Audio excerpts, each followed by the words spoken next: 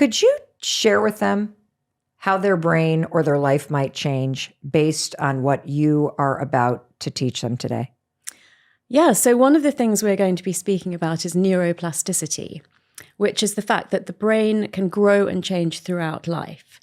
Unlike the fact that we used to think that by the time you physically stop growing around the age of 18, that your brain is fixed, that your personality is fixed, your IQ is fixed. We now know that those things are very fluid, depending on what you do.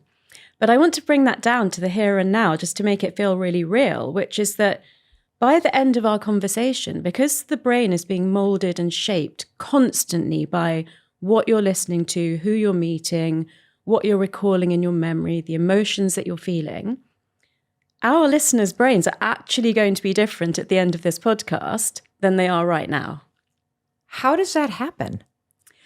Well, so neuroplasticity means that the brain is taking in information through the five senses, so everything we see, hear, smell, taste, touch, and kind of in real time thinking, how do I need to be to survive in this world? It usually comes down to survival. And what I think I'd love to do today is help people move from the brain reacting for basic survival to what else can you make your brain do to thrive in this world? I know we're going to go deep on this, but can you just at a high level tick off a couple things that you can train your brain to do that you might not know that you can train your brain to do? Yeah, so things like manifestation, visualization, looking at vision boards, which I actually call action boards, but we'll come to that. Affirmations. These are all things that prime the brain more towards thriving than just surviving. Because if you leave your brain to its own devices, all it wants you to do is live long enough to reproduce. So what's it going to do to make that happen? Make sure you put food on the table. That means pretty much that you need to turn up to your job daily and not get fired. So you need to keep a good relationship with your boss. You need to keep a good relationship with the person that you'll potentially reproduce with. That's not enough for most people. We want more than that out of life. So if your brain's taking care of that anyway, what do you want to put front of mind to make your brain look out for opportunities for the things that you dream of, that you really, really want with what I call magnetic desire? Magnetic desire. How do you define magnetic desire? Well, the way that neuroplasticity works in the brain is through repetition and emotional intensity. So let me take it back to the survival things we were just speaking about. If you think, I want to get married and have a family because that's what all my friends are doing, there may not be a huge emotional intensity behind that. That may be more to do with societal, parental, peer group expectation. If when you were a kid, you dreamt of being an actor, then if you actually try to start doing that, even if it's hard, that was your dream. That was what you feel you were put on this earth to do. You will endure barriers and obstacles and refusals and difficulty and keep going. Whereas for other things, you might not. We know that idea of giving up just before you dig up the gold, right? If you've got magnetic desire, you won't give up. That's where the motivation piece comes in. And all of these are the science behind what contributes to manifesting what you want. So let's talk about manifesting. Have you always believed in manifesting? So looking back, I actually think I did it as a kid naturally. And it's so chicken and egg for me whether I got drawn to neuroscience and manifestation because that was innate in me from a child, or whether I now live my life in that way because I've done so much research on it. I honestly don't know the answer to that. The more I do the research, the more I consciously bring these things into my life. I look back and think, that's what I was like as a kid. That's what I was interested in as a kid. But I would say that once I studied the sciences in high school and then went to medical school, it works slightly differently in the UK, and did my PhD in neuroscience. And certainly by the time I got my faculty position at MIT, I was a complete skeptic about manifestation. Those two things could not exist in the same world as far as I was concerned. And that's partly down to how I had to live my life as a child, because my parents were first-generation immigrants from India to the UK. And I went to school in London and I just wanted to be like all my friends and do the same things as them. But I would come home, my mother would be in a headstand and there would be incense in the house. And, there was meditation and chanting and things like that. So I thought, okay, that happens at home. This happens at school. And I learned very well to separate those things. So then I became a medical doctor, specializing in psychiatry. And, you were diagnosing people with magical thinking and delusions and hallucinations. So you couldn't really say, oh, but I believe in manifestation, So again, I had to keep those things really separate. And it wasn't really until I started doing my research to write the source that I realized how together these things could be.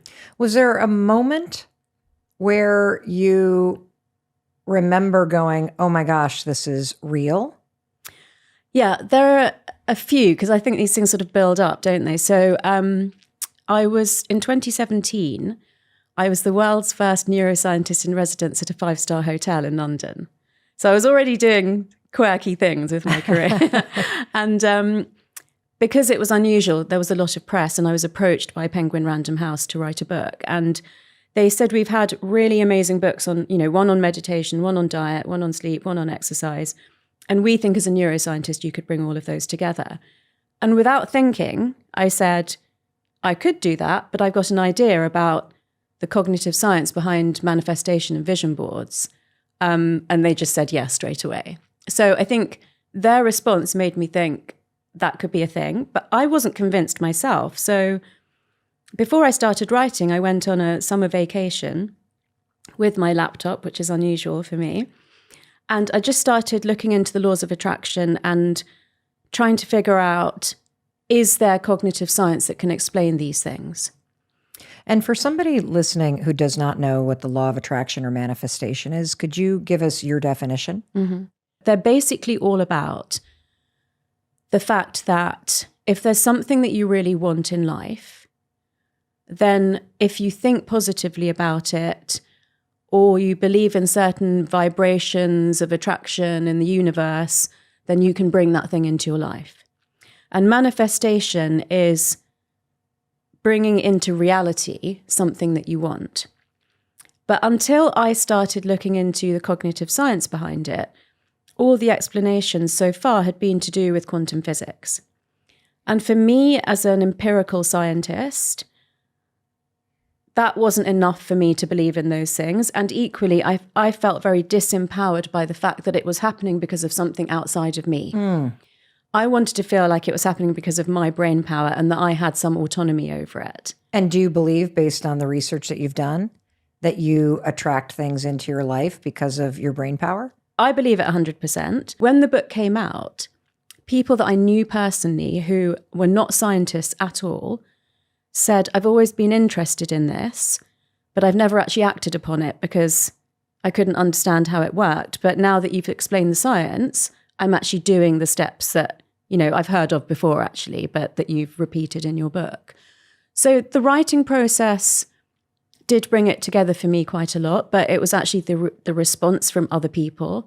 So it started with people I knew, and then it started on social media, just being thousands of people that I will probably never meet in my life, saying, because you've put the science to it, it's completely changed my view of these topics. So what are the steps to manifesting based on the research so you attract what you want in life? So it starts with abundance. Now, in the brain, we have the strongest gearing that we have in our brain is called loss aversion or loss avoidance.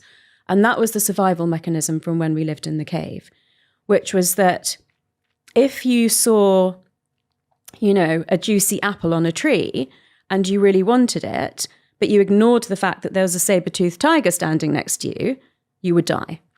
So we had to want to avoid loss more than we wanted to get reward. So you've got to avoid the tiger more than wanting the apple. Exactly. And so we're wired toward, as you mentioned earlier, survival.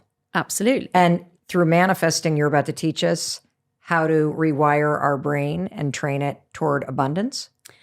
Yeah, and thriving. So I'm not going to completely wire it the other way because we still need to be safe. Yes. Even in the modern world where the threats aren't so much physical predators, there are psychological threats to our safety like job loss, relationship loss, etc. But it doesn't serve us to be that strongly geared to loss avoidance. So what we want to do is balance that out a bit more, or in a safe situation, understand that we absolutely can take healthy risks and, believe that there's enough for everyone and not kind of live from that scarcity mindset. So that's the first piece. The second piece is magnetic desire, which we've already somewhat discussed. But once you're feeling abundant, then if you can be really aligned in your head, your heart, and your gut about what it is that you want, then that desire, that motivation will keep you going and, help you get the things that you want that you might have given up on. So there is an element of patience required because this process of neuroplasticity involves neurons wiring together to form new strong pathways that are stronger than the pathways that you had before. And so that means that it feels like a lot of hard work is going on. Psychological work is physical work going on in the, pathways in your brain, but that nothing's changing in the real world. And there's a real tipping point where there's enough neurons in a pathway that certain new habits and behaviors or, being patient becomes easier. And it kind of feels like nothing. And then suddenly, things are happening, things are changing. I'm getting the things that I want. So if you put those three behind manifestation, then that is about priming your brain to notice and grasp opportunities in the real world that can bring you closer to the things that you want. It's exactly the same process as if you buy a new car, you suddenly notice that car all over, it's the same. So it's a brain priming process. Oh, well, that makes sense. It's why you suddenly see Jeeps everywhere when you are looking at buying a Jeep. Can you explain the kind of neuroscientific, I don't even know what the right word is. What is the scientific explanation for why you see cars when you're interested in buying a car, or how the new neural pathways are changing your brain in real time? What is actually happening when you tap into magnetic desire?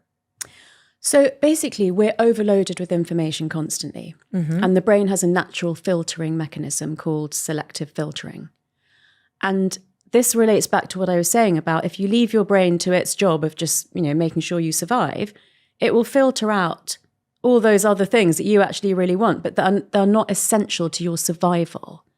So that's why you have to make a list or make the vision board or, remind yourself every day of what it is that you truly, magnetically desire, to put that to the top of the list for your brain. Because after selective filtering, it does selective attention. And that is noticing the red car or the Tesla or whatever it is that, you're noticing. So once you've filtered out the things that you don't want to notice, then you narrow it down to the things that you do want to notice. And then the third part is called value tagging, which is the brain actually tags those things in order of importance. And it does that in two lists. So it does it in a logical list and it does it in an emotional list. And that's where the magnetic desire is important. That's where you say, no brain, I don't want it in that logical order. I want it in this order. This is what is really important to me. This is what makes me feel alive. This is what makes me understand that I have a purpose for my life. And it's not just put food on the table, stay in your job, stay in your relationship. It's so much more than that. So a classic example is, I really want to find a partner and settle down and get pregnant. Yes. How could you go through the steps of manifestation to help you achieve that? I would explain the process of manifestation that's underpinned by neuroplasticity, which is a 4-step process. Raise your awareness, focus your attention, do deliberate practice, and hold yourself accountable. And it starts with raised awareness. I always say that's 50% of the battle, because sometimes we don't really know why we're not doing the things we know we should be doing, or why we're self-sabotaging those behaviors. But instead of taking the supplements that would set my body up for good fertility, I'm going out partying because that's the way I think I'll meet a new partner. So the awareness piece comes very much from journaling, or not so much speaking with friends sometimes, because if they're on, in the same place, or everyone has an agenda for, your single friends might want you to stay single, that kind of thing. But, maybe talking to a therapist or a coach, or doing some proper soul searching and trying to understand why you're not doing the things that you could be doing, why some of the things that, you're doing really easily, why are they so easy? How do they fit into your lifestyle so well? And really what it is that you actually want. Do you actually want to settle down and have a family? Or fine, if you actually want to be out partying, fine, just say that and do it, and be aligned and don't kind of do the thing that you want, but pretend that you want something else. So it's all about that. So that's step one. So step one, and let's just stay with your example. Somebody who is single, who really wants to meet a life partner and be in a committed relationship and start a family. That the first step is for you to take the time to get very clear with yourself about what you want and why. And a wonderful exercise for that is to place your hands on your forehead. Okay. And ask yourself logically, is this what I really want and why? And then write that down. And then take 5 deep breaths and put your hands on your heart and ask yourself emotionally, why do I really want this? And then write down the answers. Another 5 deep breaths and then hands on your belly. Intuitively, do I really want this? And again, write the answers down. And, if they're all aligned, happy days. If they're not, we might have a little bit of rethinking to do. When I've done this with clients, one of the things that's come up is, I really, really want a baby, but actually I don't really need a partner to get there. So, that could change I need to meet someone and be in a loving relationship and have a baby. Could just be actually what I've always really wanted as a child. I'm getting to a certain age where waiting to have a partner be part of that might mean that I don't end up with what I really want. Got it. So, that's the most important step. Okay, so let's say you've gone through step one and your mind, your heart, and your kind of gut, your soul, your intuition is all aligned. Yes, I want this. The second step is focused attention. So that is at least a month of just noticing what you're doing, what you're not doing in regards to moving in that direction. What are you noticing? Depending on what your goal is, it might be yourself, it might be your interaction with others, it might be feedback from others, but it's kind of a data collection period, because what won't work very well in manifestation underpinned by neuroplasticity is just jumping into doing without being first. Okay. So, raising that awareness might have brought up things that you've never consciously known in the past. So you can't suddenly then say, okay, I'm like on all the dating apps. You need to look, sit back and see, what is it? Are there patterns of behavior that I'm doing that are leading to a bad result? Is there something that's holding me back from taking the first step that I really need to take? So taking, and longer than a month if you need, to get to the point where you feel like I have enough data about myself that when I act now, I'll be able to give myself really good feedback. So the third part is deliberate practice, and that is doing the things that you know you need to do to bring the goal into your life. So whether that's taking certain supplements, whether that's going to sleep earlier than you usually do, whether it's being more socially active than you used to be, and then practicing. And that's an experimental phase. You might still make mistakes in that phase, but course correcting as you go on, because at this third stage, this is where people could give up. Yes. And so the fourth part isn't really a stage. It's something like a theme or an umbrella over all of this, which is accountability. So how are you going to hold yourself accountable that you will actually see this through? Now, the easiest way to do that is with an external party like a coach or a therapist. But ways to do that yourself are by recording it in your journal and reading back over your journal and, continually reinforcing why I did this, why I didn't do it, what happened when it went wrong. I use an app called Habit Share, because what I learned for myself, and this won't be for everyone, but it's quite a good one for a lot of people, is that it's easier to build up micro habits than to start the year or, your birthday or whatever it is with one big, this year I'm going to meet the person that I'm going to get married to. So I set out 12 micro habits at the beginning of the year, and I pick 3 to focus on for the first quarter of the year. Okay. And I track them on this app until they become like so habitual that I don't need them on the app anymore. And then I move to the next 3. When I've done that, instead of setting big goals at the start of the year, I've come to the end of the year and found that I have 10 habits that I'm no longer even conscious of that I'm doing all the time that are leading me towards that bigger goal or those bigger goals that I really want. Why are there only 10 if you start with 12? Well, they don't all stick. I find that kind of along the way, I just didn't actually make one or two of them into a habit. It's still a bit of a struggle. And I either decide that I'm going to drop it or I'll carry it on into next year. How would you recommend you kind of like make micro habits, or where would you start? Because I know we're going to get flooded with questions about this. So I'm going to talk really directly to you like I would as if you were my client. Great. Which is that the habit that you're working on is not the other person and the relationship, it's yourself. So if the goal is a partnership with someone else, the habits are all around your self-worth, your deservingness, what you have to offer in a relationship, what boundaries you will have about somebody treating you in a certain way. And I'm sure a lot more, but those are the first ones, that come to mind. So, for example, a lot of people cast a list of what they want in a partner. And there's two things around that. One is make a list of what you have to offer in a relationship, compare it to the list of what you want in a partner, and where all the gaps are, make those your micro habits. Okay, we got to stop right here and highlight, because we've all been in that situation where we have a friend and we keep seeing this person that we love dating people that we do not believe are up to their level. Yeah. And you do make the lists of what you want in somebody else. I've never made a list of what I have to offer. No, neither had I till someone told me about that. And it doesn't even occur to me that I would make a list about what I have to offer. Yeah. How does just making the list of what you have to offer change the way you view yourself? Mm-hmm. So there's two things. One is it might highlight gaps between what you think, what you want. But if you're not there, why would that person want you? So if you've got self-work to do, let's start with that. That's why I said I will speak to you really directly like I would to a client, which is that we need to start here if you want to get there.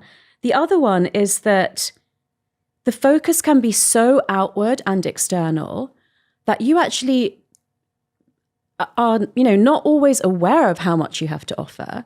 And that's why when, unfortunately, in this day and age, the sort of behaviors that I'm hearing about on the dating apps, you could succumb to those. But if you have a very strong idea of what you have to offer, you're more likely to say no to bad behavior, right? Yes, it's true. I just think about this from my own life, that in periods of my life where I was in distress or disassociated or in peak toxic Mel mode in the past, college and law school come to mind, I had no clue what I had to offer, which is why I kept finding myself engaged in toxic behavior patterns and with people that I was perpetuating them with. And so it makes a lot of sense that if you're not even aware of what your value is, how could you possibly attract something that's of a higher value? Or equal value. Or equal value. One of the things you speak about, Mel, is the fact that we love our friends and family and children and pets more than we, show that same care to ourselves. And so, if a habit that you have with your partner is writing them a little post-it note of 10 things I love about you, well, obviously, if you're in partnership and they're doing that back to you, that's great. But if you're single, write down 10 things that you love about yourself. Or say to a friend, I'm going to send you a list of 10 things I love about you. Could you please send me a list so I can see how I'm viewed, by another person that I know cares for me? So obviously there are affirmations, but you can also bring your tribe into, saying, don't forget, this is what you have to offer. This is how lucky someone's going to be to get you. And I don't think we do that enough either. I'm just having to think about this because it's kind of sad that we don't do this. And how common is it that you're working with somebody in your practice and you ask them to make the list of 10 things and they can't do it? I feel like we all have some kind of angel inside us. And if you start, you'll be surprised that things will come out. And that is such a good feeling. And they can be really tiny things. And they can be physical attributes, or they can be your kindness and your creativity, but they can also be your vulnerability, or, the fact that you maybe didn't used to be good at asking for help, but that's something that you've learned to do. You know, there's so many things it can be.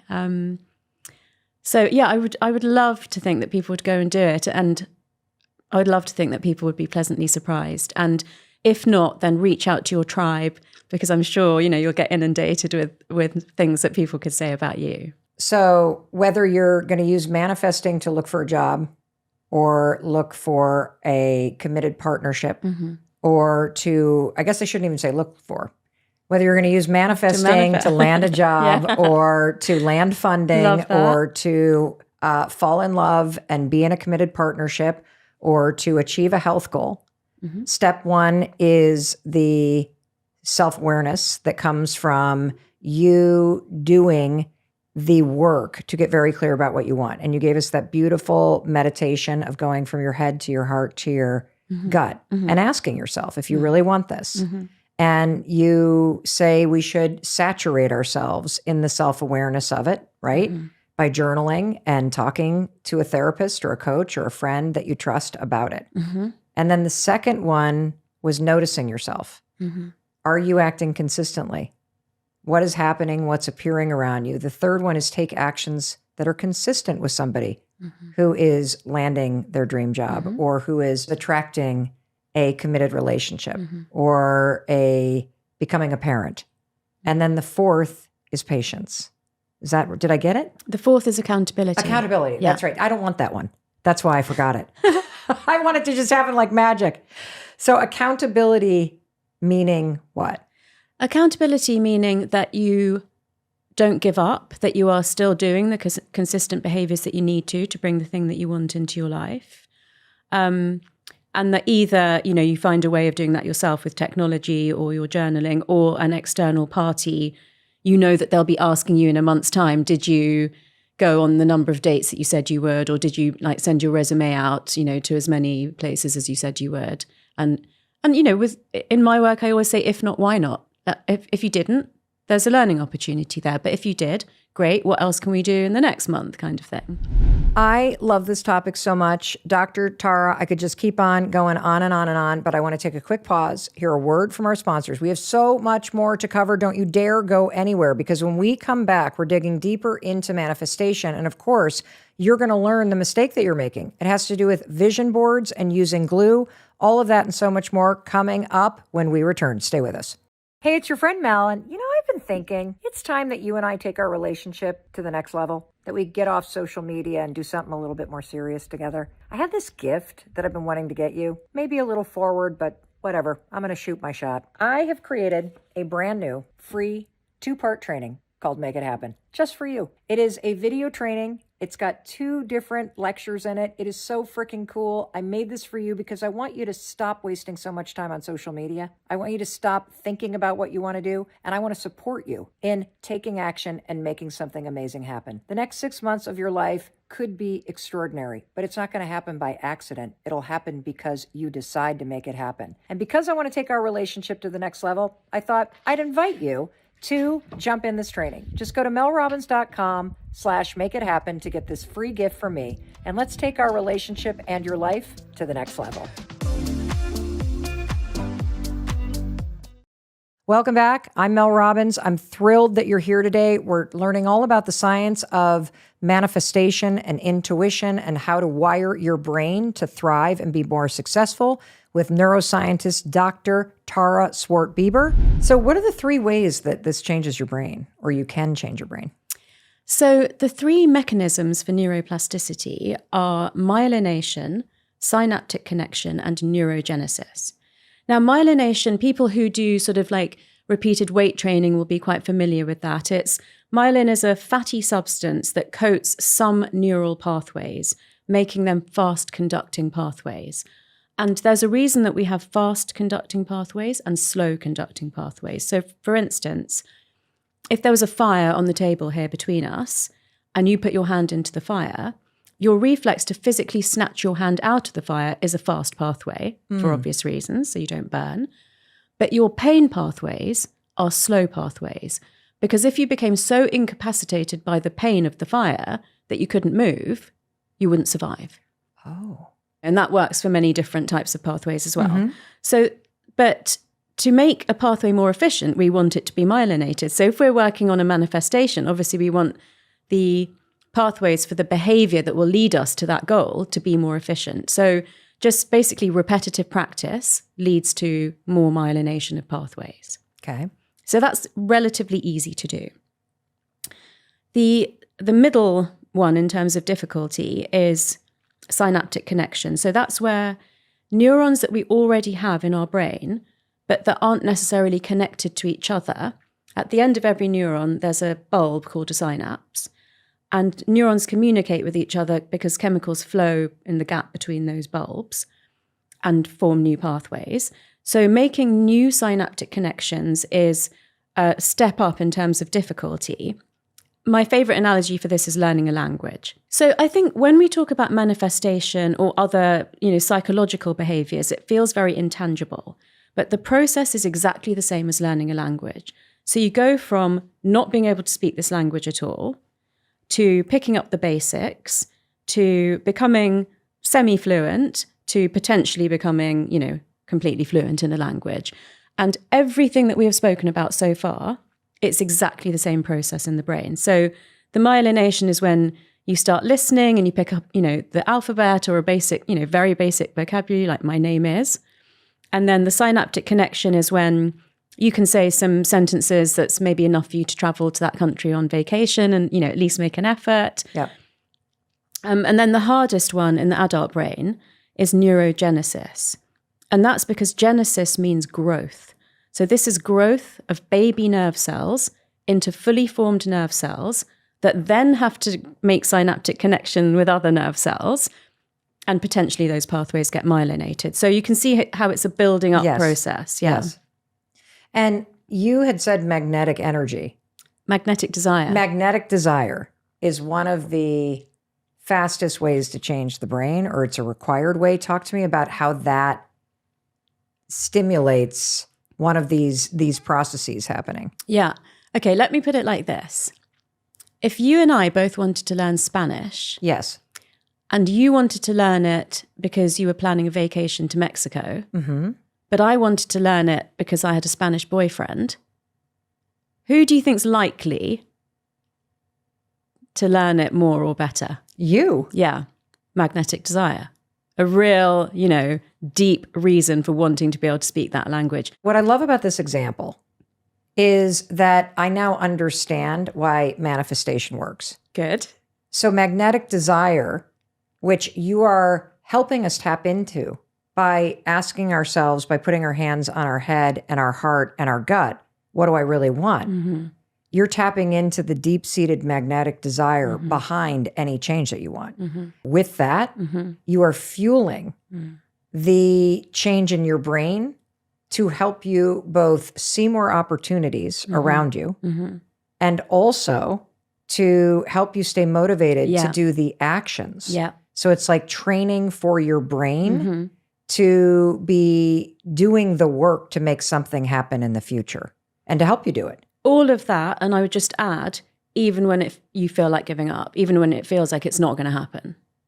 That's the difference between someone that will manifest and someone that will continually take it this far but never actually manifest. Is there a trick that you teach people that are very negative or resigned or have a difficult background where they just have a very hard time believing things are going to work out? Is there something that you would suggest to somebody who's like, well, that's never going to work for me. I've tried that. That your resignation stands in your way of the patience?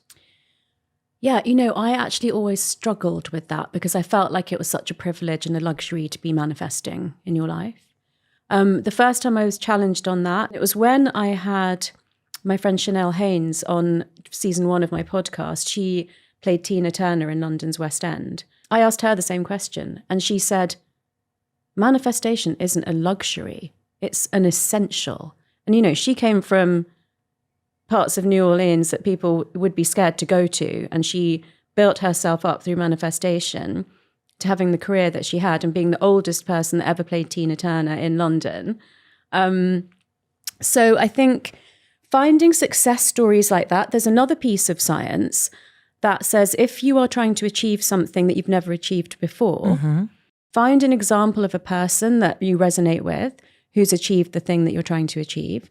So, anything from playing Tina Turner in the West End all the way down to where you were saying somebody who's got a lot of adversity, who's had difficulty in their life, breaking out of that. Like, there are examples of that in the world. Of course. And interestingly, because you've already mentioned this, the third part of that is changing your negative self-talk.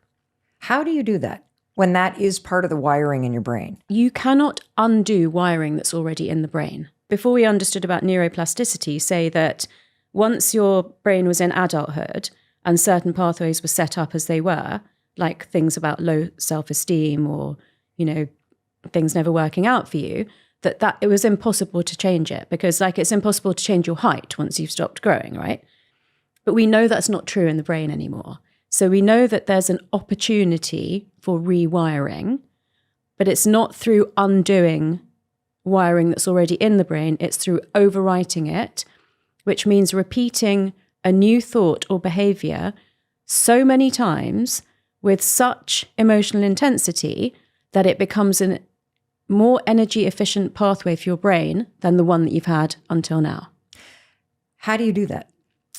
So one of the ways of doing it is through positive affirmations. So it can't just be a random one that you make up. Okay. So the way that I help people to find their affirmation is if you have a recurring negative thought, it's not your thought that is wired into your neural pathways. It's the belief that underlies that thought. Can you give us an example? That's never going to happen for me. That's a classic one. Things Okay. like that don't happen to people like me. So, and the answer to this will be different for different people. It could be different for you and I and, anyone who's listening. But you need to, either through therapy or, by sitting down and really meditating on it, say, what is the evidence that things like this do not happen to people like me? And keep asking yourself that question until you come up with the answer. And if the answer is because I'm a woman, or because I come from a lower socioeconomic background, or because I'm a person of colour, or because it's never happened to anyone in my family before. Let's say going to college. No one in my family has ever been to college before. So what are the chances that I'm going to go? So once you've understood that it's because it's never happened to anyone in my family, then what you need to do is create a mantra or an affirmation that says, I could be the first. So that's just one that came into my mind, but into my heart, actually, I really felt it there. But, it'll be very different for different people. That emotional intensity is important. And that's why I can't give the answer to you, because it has to be your answer. When you said could, I deeply felt that because for me, it allowed the possibility that it might not, but there was something about the possibility of I could be the first to that opens the door to then wanting to try. Or trying, yeah. Yes. Wanting to try and then trying. Yeah. And then if you keep saying something that has that magnetic desire, that's how you start to what did you call it? Reprogram? Rewire or just, overwrite. Overwrite. The wiring, yeah. I love this affirmation. I could be the first because it makes me believe that it's possible because of course it's possible. Of course it's possible. And I'll just share quickly, I delayed starting this podcast for so long because I just felt like there were already so many out there. If I had had this affirmation, but I could be the first, or I could be successful, even though there's already all these podcasts. If I had had that, I probably would have started this sooner. So what do you do once you create this affirmation for yourself? And let's just run with this one. I could be, and then fill in the blank. What's the steps? I have one for you that Tell just me. really came up in my mind that you could have had, which was I could create a unique niche. Because even though there were so many out there, I think your affirmation would have been, I could create something that's not out there yet. I think for a woman, you're just such an icon in this space. So anyway, regardless of what it is, I love that because I also do think my husband right now is finishing a master's and working on his first book. And what he battles every day is this has already been written. This has already been written. And so many of you listening have something that you want to do. And you're like, but there's already a bakery. Yeah. But there's so many real estate agents. Yeah. But there's YouTube. There's this, that if you start to take this one, I could do something unique. I could fill a gap. Yeah. I could do something different. I love this. So what do we do once we have something that feels like, oh yeah, that's it. I could be. So remember, we based this on an underlying belief that, sort of to do with sort of lack of deservingness. Every time you have the thought that belief underlies, so I shouldn't bother applying for that job, or that's not going to happen for me, or that's already been done. Every time you have a thought like that, you replace it with your affirmation. And you just say it to yourself? You can say it in your head. You can say it out loud. You can write it out and have it on your bathroom mirror. The one time I remember it got I was glad I'd been practicing it, was someone openly verbally challenged me. And I actually burst into tears. But then I said, I think I can. Wow. That makes a lot of sense. And I want that for everybody. Like I want you listening to us to believe that you could be the first whatever, or that you could do whatever. And so I think it is really important that you tap into and find the right sentence that kind of has that door open for you when you say it. So for season 2 of my podcast, Reinvent Yourself with Dr. Tara, I've actually focused on the new science of ancient wisdom.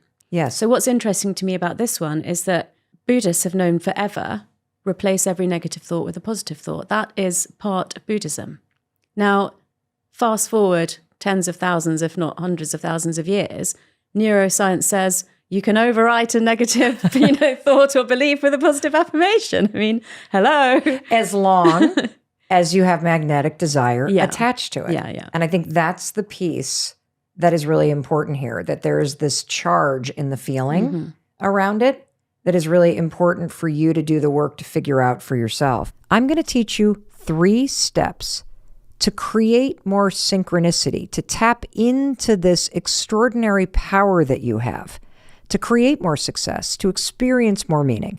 And so let's just start with, what is synchronicity? Well, synchronicity is basically one of those moments that you just can't explain. They're kind of magical, but you immediately have a moment of synchronicity, and it gives you this sense that, wow, I'm being guided. Like the universe has got its hand on my back. And, I kind of describe these moments like a holy shit moment, where you're thinking of your friend from 20 years ago, and a minute later, oh my gosh, there they are. They're texting or calling you. Or you're in a business meeting. Have you ever had this happen? You're pitching a new client and you find out that they're from your same hometown. Don't you love that stuff?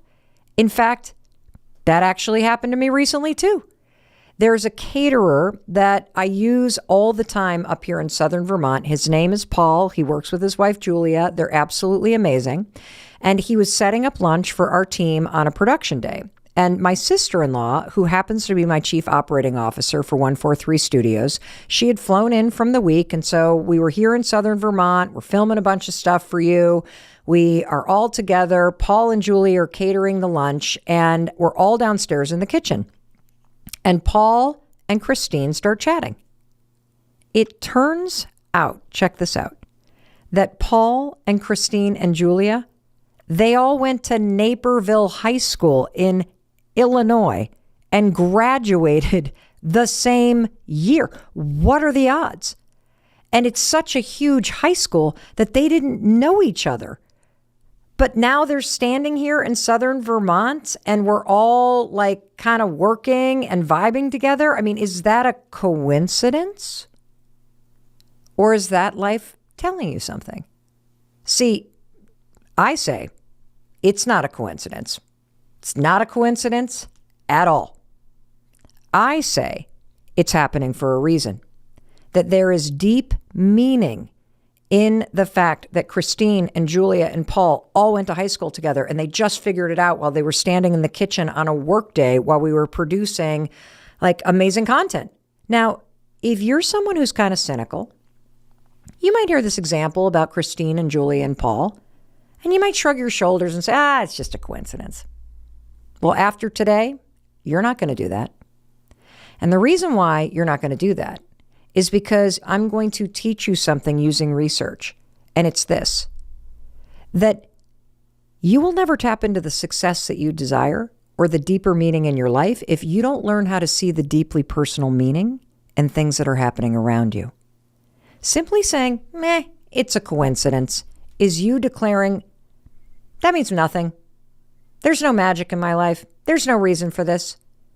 But calling it a sign of something greater is what gives your life meaning.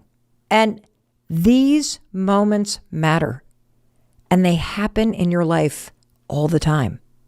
And when you start to see deeply personal reasons for random things happening in your life, you begin to unlock the power of your mind. And you tap into something deeper that is available to you right now.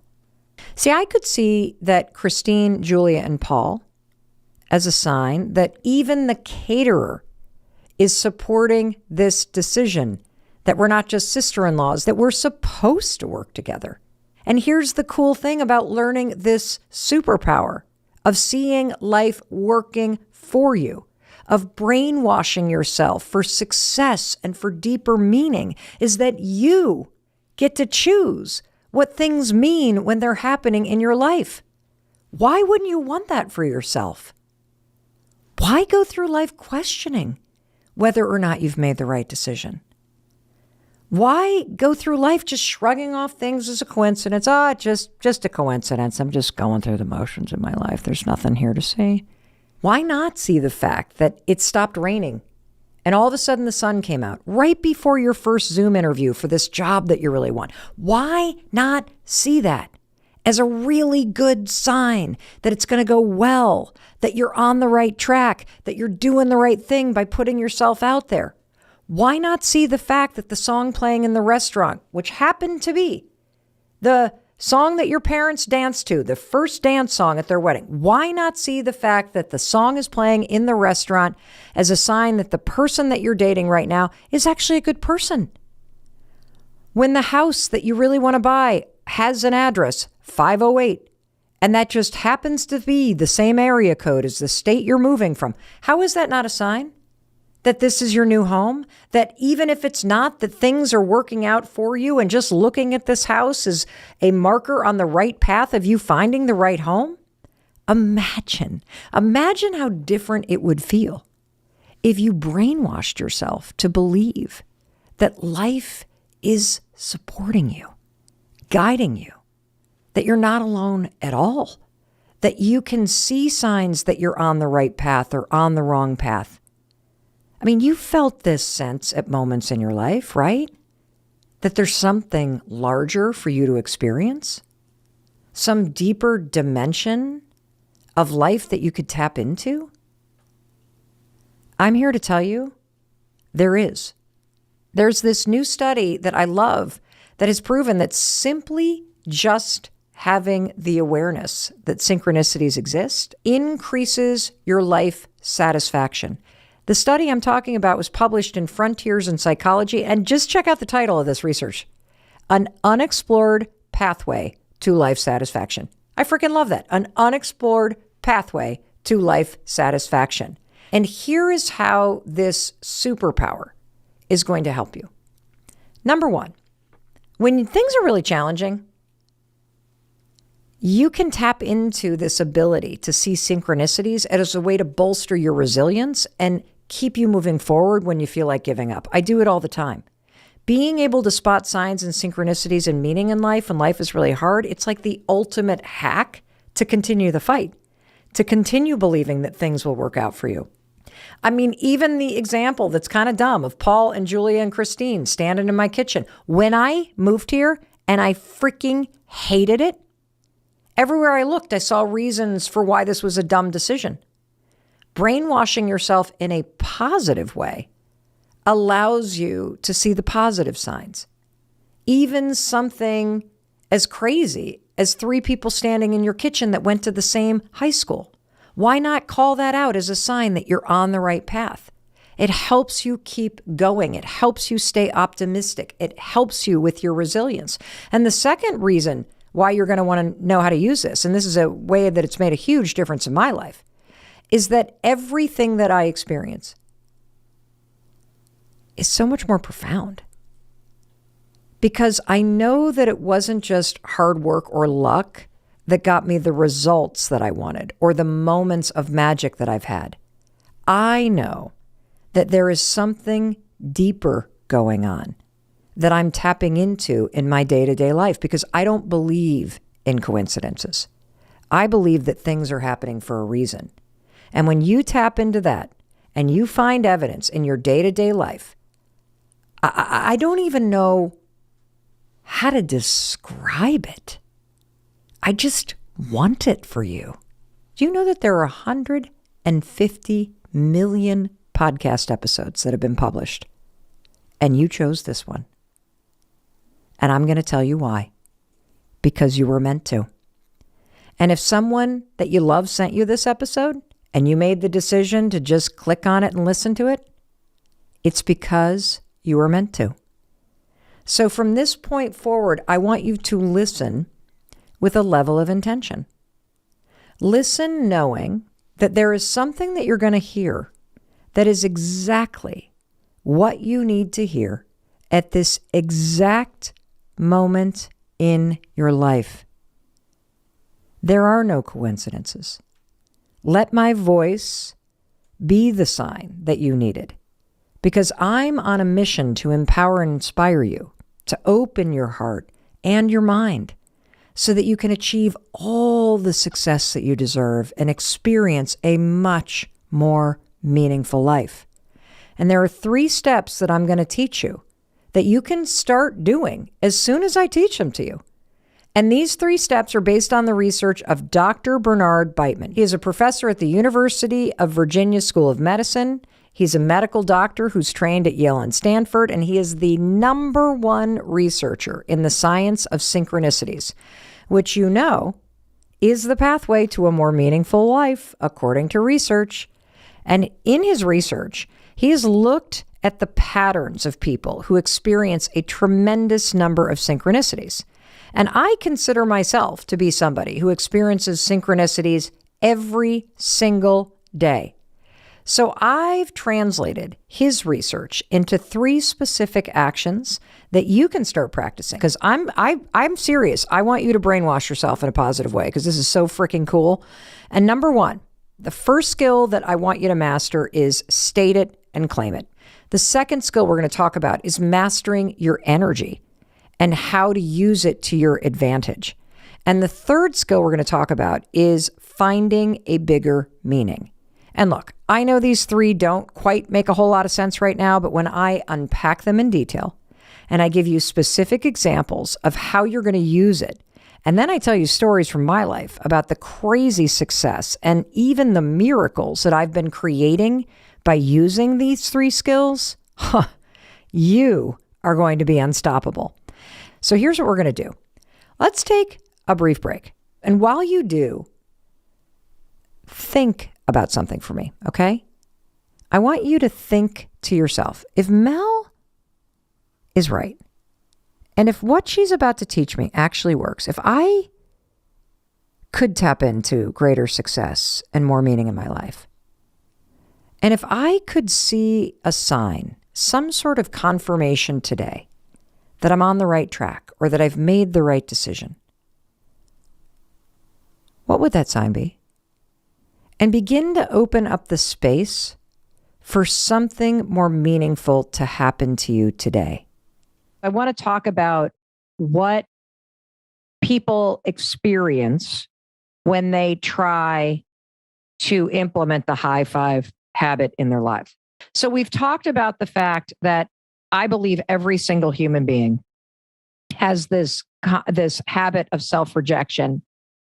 You practice it every morning without even realizing it in this moment in the mirror in your bathroom. And then it gets carried throughout your entire day as you beat yourself up, as you focus on what's going wrong, as you point out the negative, as you pick yourself apart, as you hide in the back of group photos, as you stay silent. Like these are all habits of self-rejection. And so what we know for sure is that and I ask people, just please give us 5 days, just do this for 5 days, because something extraordinary happens within 5 days. We have 126,000 people from 91 countries going through a 5-day challenge that I call the High Five Challenge. They have completed the challenge. We have not had a single person out of 126,000 people report that it didn't work. And so what you need to know is that when you stand in front of the bathroom mirror, you put your toothbrush down and you stand with yourself for a second, it will feel weird. And that's good. It should feel weird because, in my opinion, that is evidence that your brain is now plowing a new neuro response instead of operating the habit loop of rejecting yourself. Just like, I'm a right-hander. If I lost my hand today and I had to write with my left hand, it would feel weird. That's a sign that I'm learning something new. So if it's weird, good. What we notice is that there's only 2 reactions that people have to doing it the first time, raising up their hand. The first reaction is positive. So either a lot of people laugh, that I believe is the cortisol. A lot of people cry in a very positive way. And the crying is really good because the way that everybody describes it is it's like a decade or decades of emotional release, of finally getting it. Like you just woke up and you have come home to yourself and you realize how long you have been longing for that connection and acceptance and seeing from yourself. Is there something that you want to add to that positive thing before we go negative? Can I show you some models? It's going to make it super easy. Okay, here's a brain and a skull. And here is another model of the brain and body. And so my audience is very familiar with what I'm going to say, but there's always new audiences watching, so I'm going to explain it again. So now, as you've explained that to me, as you said those words to us, that was a sound wave, electromagnetic light waves. Our mind receives that energy, and then the psychological part of our mind does a think, feel, choose, think, feel, choose, think, feel, choose at 400 billion actions per second, which is a lot to process what you've just said. Now, because it's coming from your place of total love and kindness and absolute passion to share this with people so everything about you, all the photons you're generating, as Einstein would talk about it, are coming from a place of absolute love. They're coming from your wired for love nature. So that whole message is being received by all of us in this incredibly healthy way. So it comes in, but now this is what happens. It comes in your words into the brain, show up in the brain. The brain responds on a neurophysiological level, a neurochemical level, an electromagnetic level, a quantum level, and a genetic level. Your words at the speed of 10 to the 27 are busy converting into little amino acids that group together to form proteins, and are vibrations inside of those proteins vibrating in the region of 528 hertz and above, which is super healthy.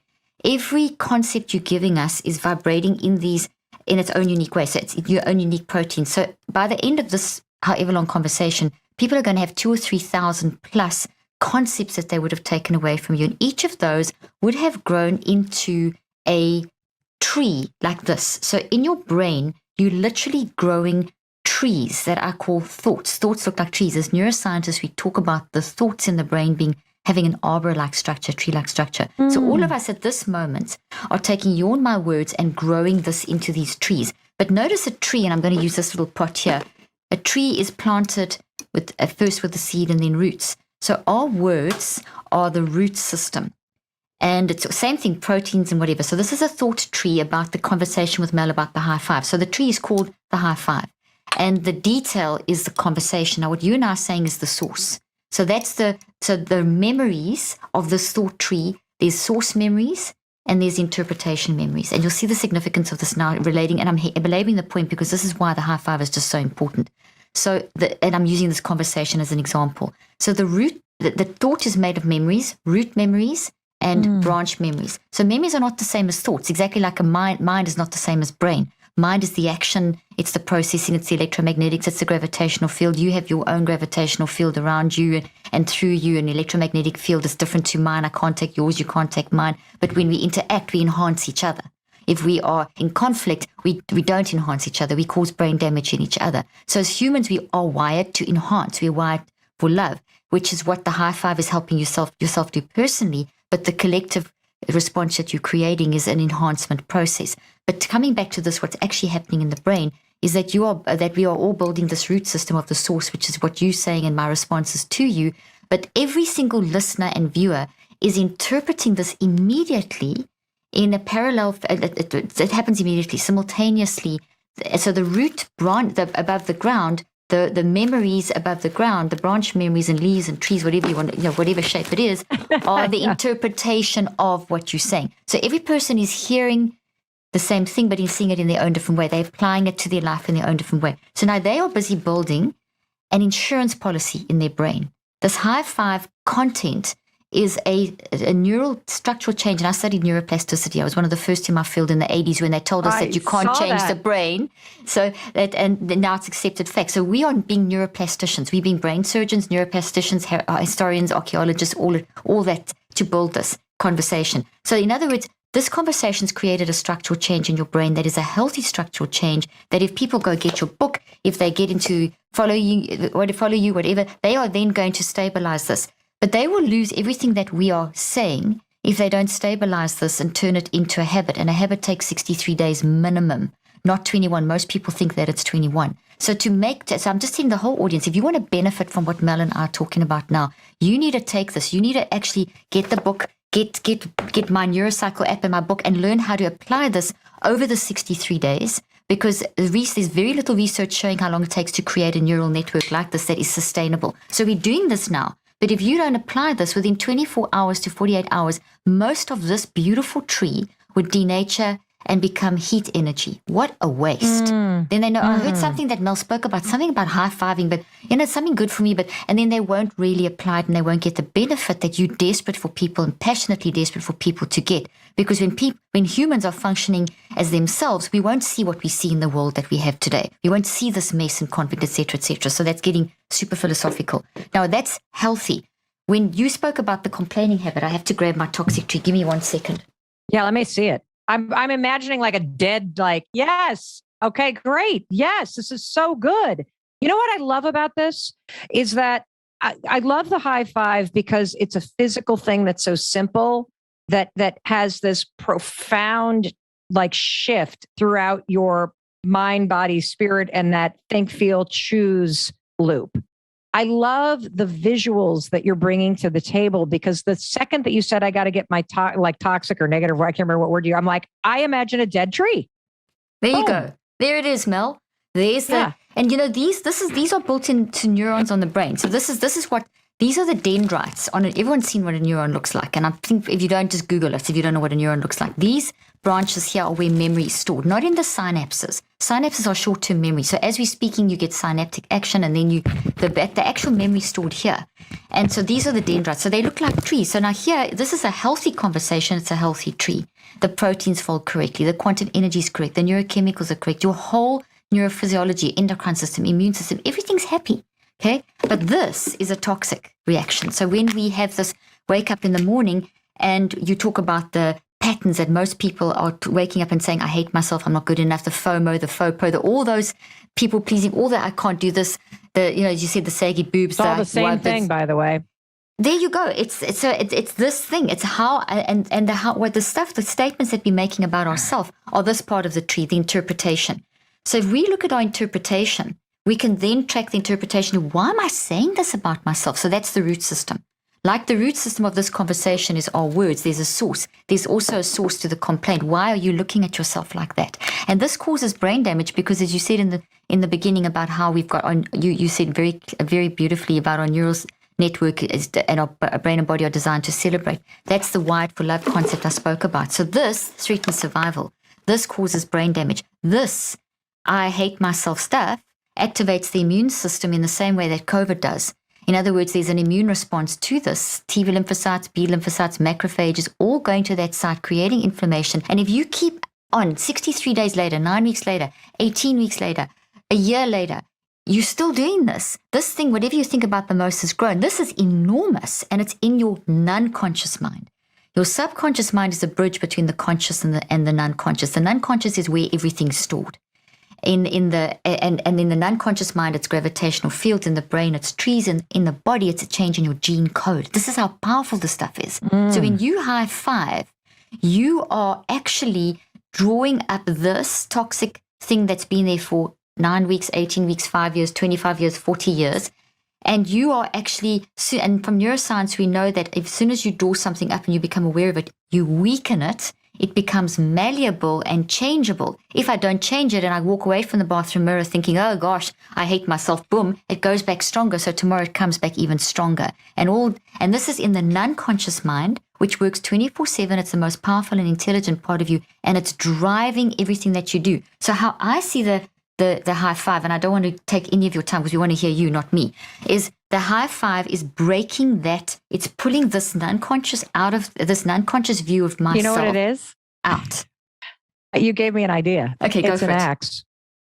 It's an axe. There we go. It's an axe. And it's an axe that's not only chopping it down, but it's got to dig the soil out, because you've got to get the root system. You know, like when you take a weed out of the garden, you can't chop off the head. You have to get the whole weed upended. So the high five is preparing you to do the work of actually getting it out. So it's putting that spade or axe in your hand. Love it. Yep. Love it. Yeah. So that's exactly you've got what to it is. So every day when you do this, you are allowing yourself to bring your identity to the surface, which then drives every other part of your mind, which then drives your brain and your body, which then changes your lifestyle. So this is a step into reversing that terrible statistic of people dying younger. Yeah. And one of the reasons why it's so powerful is because it does not require you to say anything. The positive programming is already associated with the physical action. Because you've never high-fived somebody and thought, I hate you and you're worthless, your brain cannot actually, neurologically, it is impossible to think that thought as you high-five yourself. Impossible. And that's so true. So scientifically, to back you up there, it's the wired for love nature. So that's built in. I spoke about an insurance policy earlier on. Or wired for love nature is our insurance policy. It's why I talk about it as the wise mind. So in the depths of the middle of this forest of all these trees, and some of that look like this, some look like that, there is this beautiful green forest, and that's where the high five resides, in that forest, in that gravitational field, as a resilience network in your brain and in your genes. So it's in all over the place. So it's a recognition of truth. Yeah, I think that's why people cry, is because by high-fiving yourself, you are reconnecting with your true nature. And that is a powerful spiritual experience. Speak more about that. That is so true, because I want you to speak about that, and then I'll throw some science in afterwards, because that is so huge. Yeah, I apologize for interrupting you. I get so excited about this, particularly since you and I are like freestyling. It's amazing. And I can't wait to get together. We got to do an event for people or something and just really. Yeah, that's it for sure. We can sit there with all of our little props and we have to. We promise you people this is going to happen. Yes. So it was interesting because the very first morning that I did this in April of 2020, during a very overwhelming moment in life, when I first did it, my immediate reaction was to laugh. And then I sort of laughed. I realize now I laughed because of the dopamine, but I also laughed because on the kind of surface, standing there in my underwear, high-fiving it just seems so stupid and pathetic, like when you just first hear it. But I will say, even though lightning didn't strike and heaven didn't open and the angels didn't sing that first morning, but I did feel this little flip. Like I felt almost like the high five had almost turned a light switch on, because I noticed my mood went from feeling energetically down, defeated, overwhelmed, to all of a sudden this shift in energy. I didn't even think these thoughts, but I would describe the thoughts sort of like, okay, come on now. You got a roof over your head. You can handle this. You've been in way worse places. Get out. It was sort of like that, sort of like, here we go kind of energy. But I'll tell you, it was the second morning where it went from this sort of funny thing that I did to something profound and deeply moving. And so I woke up the second morning and you talked about cortisol levels, and I believe that you'll have to tell me if this is true or not, that your cortisol levels tend to be higher in the morning. A lot of us experience a higher level of anxiety in the morning since we're anticipating that the day is going to go bad. So a lot of us already, whether it's because of past trauma or it's because of just what's going on in your life or because it's a habit to wake up and feel this level of anxiousness. I woke up feeling overwhelmed, feeling defeated. I use the 5-second rule, 5, 4, 3, 2, 1. I get out of bed. I start walking to the bathroom. And this is when the high five habit became something bigger. I realized as I was walking to the bathroom that I was feeling something that I hadn't ever felt in my entire adult life. And this is what I was feeling.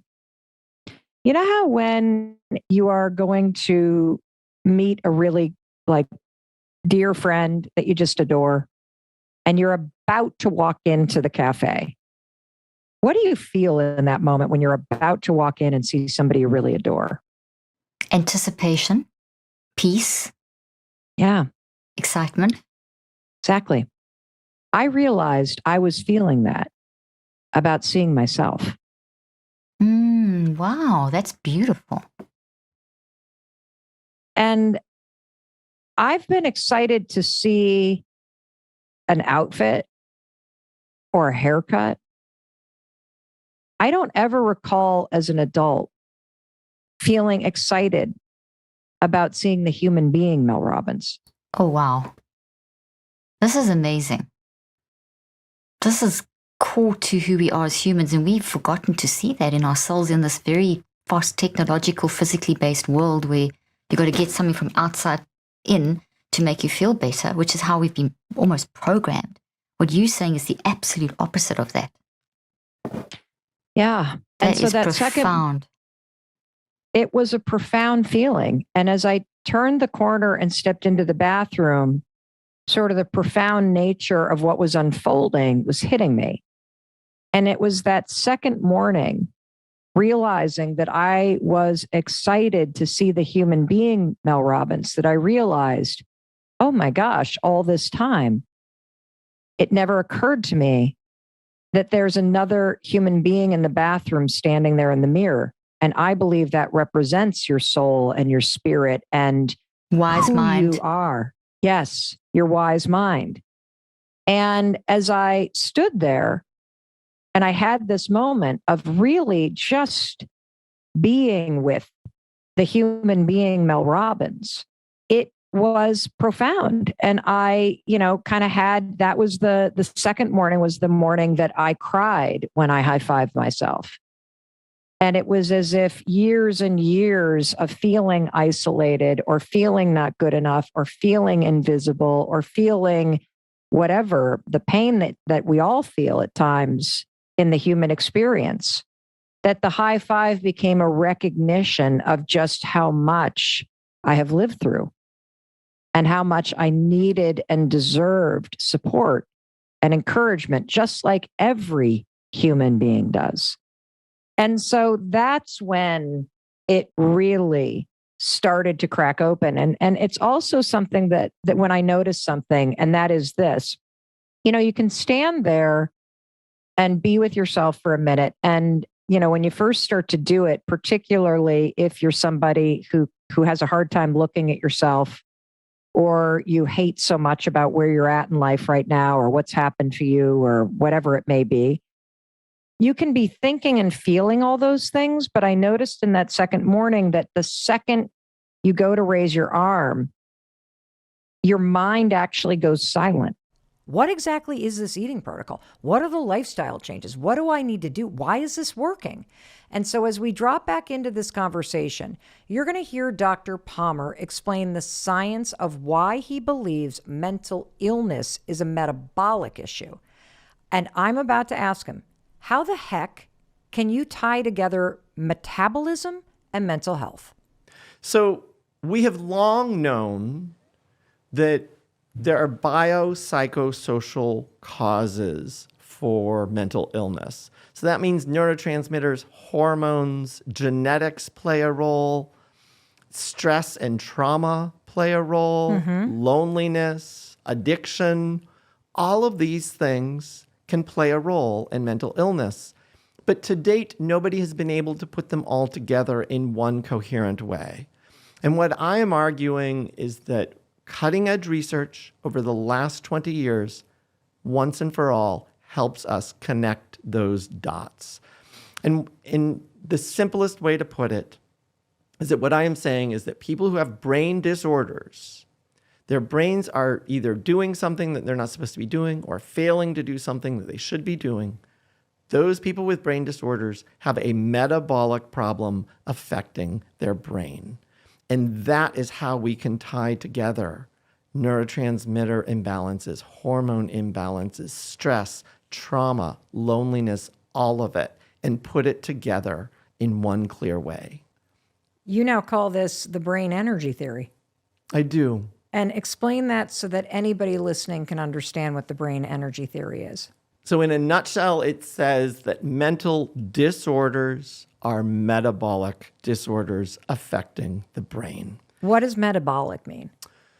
So most people think of metabolism in this really simplistic way. They think that it's burning calories and it affects our weight. So I don't want to take away from that. There is no doubt that metabolism does influence how much you weigh, does influence your body weight. It affects your athletic performance. So those things are true. But the reality is metabolism is so much more than that. Metabolism is a fundamental part of all living organisms. So in the simplest terms, I would say metabolism is taking food and oxygen and some other things like vitamins and nutrients and turning those things into energy or building blocks that are used to maintain or grow cells. It's humans eating and drinking and breathing in oxygen and breathing out carbon dioxide. Those are foundational to metabolism. But in fact, they play a role in every cell within our body. They play a role in the way our cells develop, the way they function or don't function properly, whether those cells live or die. And just so that I am staying with you, Doc, I want to make sure I understand when you say metabolic. So do you have like an analogy that would help someone like me that does not have a medical degree? I'm not a neuroscientist. I want to be able to leave this conversation and both explain it to my daughter who has anxiety, or to my son or myself who has ADHD, or my husband who has treatment-resistant depression. I want to be able to explain this. So when you use that big word metabolic, what are you referring to in the body, and how can we understand it in a simple way? So in many ways, metabolism is ridiculously complicated. I was afraid you were going to say that. No, it really is. And so I'm going to give you a few analogies, but for context, I need people to understand that I get, as a scientist and as a researcher, I get it is very, very complicated. Great. And I appreciate you being willing to help those of us that are not planning on getting a PhD in this to actually understand the word metabolic. Yes. Because it's input, process, and then how it changes your body. But I like visuals, and I know you have a really good one. So the easiest way to help people at least understand the complexity of metabolism is like traffic in the city. And so if I ask you what controls traffic in the city, or what are all of the factors that play a role in whether there are traffic jams or no traffic jams? Number of cars, number of stoplights, patterns of the traffic flow, whether or not there's construction. accidents. Everything you said is true. So on one level, it's complex, Yes. right? It's really complicated. But if we really want to get to the heart of what causes traffic accidents and what causes traffic jams, we also want to think about what's controlling all of these cars. And at the end of the day, it's the drivers inside of the cars. The drivers, if all of the drivers are doing exactly what they are supposed to do, traffic is going to flow optimally.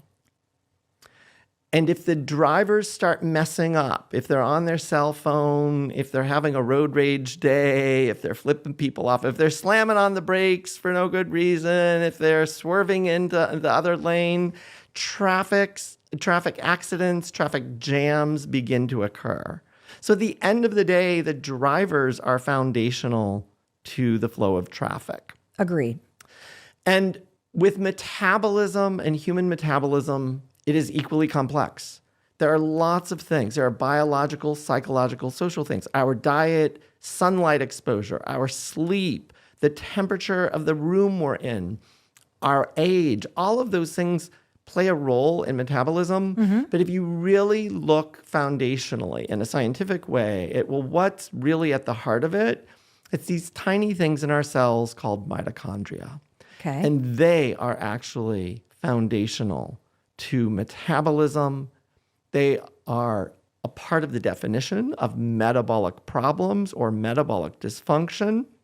Okay. And the great news is that we can use cutting edge research about them over the last 20 years to once and for all start to piece together this complex mental health puzzle of what causes mental illness. And much more exciting news is if you then ask the question, well, if there's a problem with mitochondria or metabolism, what can we do about it? Common sense lifestyle strategies like changes in diet, exercise, sleep, stress reduction, managing substance use. Those things can actually correct metabolic problems. So they can help people lose weight if they've got a metabolic problem. They can help type 2 diabetics reverse their diabetes. They can help prevent heart attacks.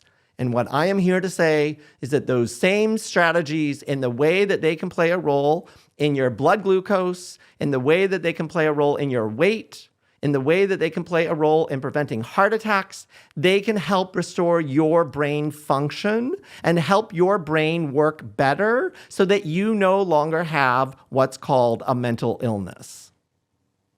Wow.